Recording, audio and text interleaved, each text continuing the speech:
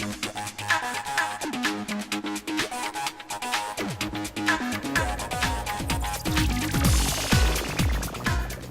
would say that the Asia-Pacific region, China in particular, from a fleet perspective, although still relatively in its infancy compared with Europe, the numbers are truly eye-watering. It's catching Europe very, very quickly in terms of our business from a fleet sales perspective. And it won't take long before it overtakes and starts to show us to new benchmarks in terms of volumes. So yes, I know all over the world we're developing the business. We have dedicated specialists across the region. We share a lot of information together, and it's not a one-way street. For example, there's a brand new, well, I say brand new, it's been running a year or so in Mexico, a new dealer business center concept, and we're taking many of the elements from the Mexican program and actually bringing them into Europe. So it's definitely a two-way dialogue between the different regions as they share best practices and really just try and grow the industry, grow the best practices and make us all better at working in the fleet industry. I think with emerging markets, I mean, I had many years running our Russian business before coming to the global fleet role, and whilst the fleet market in emerging markets can often be rather small and in its infancy, the pace of development is very fast, and what you tend to see is initially it's global companies based in emerging markets who very much drive the fleet agenda, where they're operating on their global policies within an emerging market. But that very quickly has an impact on local companies who move quite swiftly from being focused primarily on acquisition costs to a more whole life cost, total cost of ownership. And as we see that, I think we can apply the model that we have with our global customers to those local businesses in emerging markets very effectively. So naturally, China is an obvious route going forward. Markets like Russia continue to be very interesting, and I think in developing markets broadly, we need to keep the focus and make sure that we can have the same strong fleet offer that we offer in more developed markets like Europe. So I have to say that every market is important, of course, but the biggest markets for us at the moment are, for example, in Brazil, where we are traditionally a very strong player, and also Argentina, speaking of South America. Then South Africa is also traditionally a very strong market for Volkswagen, and of course China, where we are for many years number one.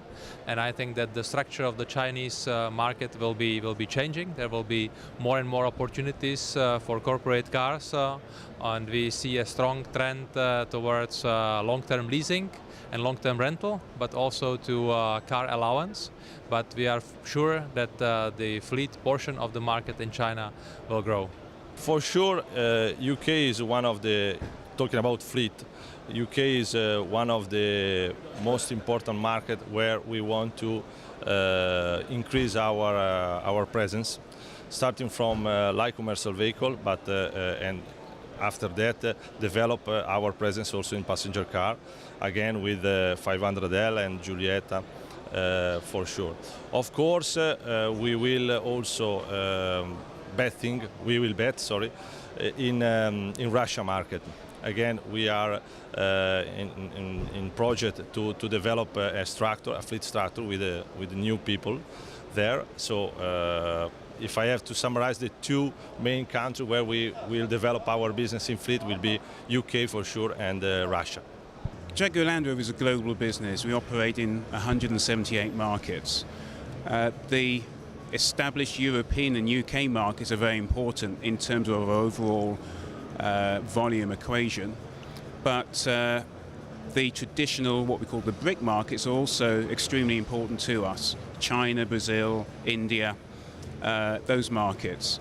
And what we're looking to do from a fleet perspective is establish a capability in all of those markets, in all those growing markets. If you'd have asked me this question 18 months or 2 years ago, it would have been a different answer.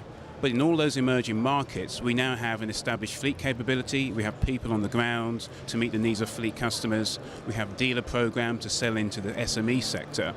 So those markets are very, very important to our overall growth strategy, which is to more than double our sales in terms of TIV, total sales, over the coming years. Well, for Infiniti, market number one would be US. followed by China, Russia, Middle East, and then Europe. Regarding corporate sales, it is clear that we see a tendency on doing corporate contracts, right? There's these big multinational companies that are now, through their global headquarters, managing the global fleet. That creates us the need to be able to answer, right, to all those requests, and to be able to answer on a global basis as well, with regards to fleet requests. Kia is certainly a very global organization. Whilst I represent Kia Motor Europe, I think I can safely say that we have our parent company in Korea, KM Motor Corporation, has a great interest in Russia. So this is a very effective emerging market. We feel there's a lot of potential overall, and for the fleet market in general. I would also say USA, where we are a strong player in this market, and South America, particularly Brazil, Argentina, would be clearly important markets for us to develop our fleet capability and fleet sales. When we talk about preferential markets, the first thing is to listen to the customers.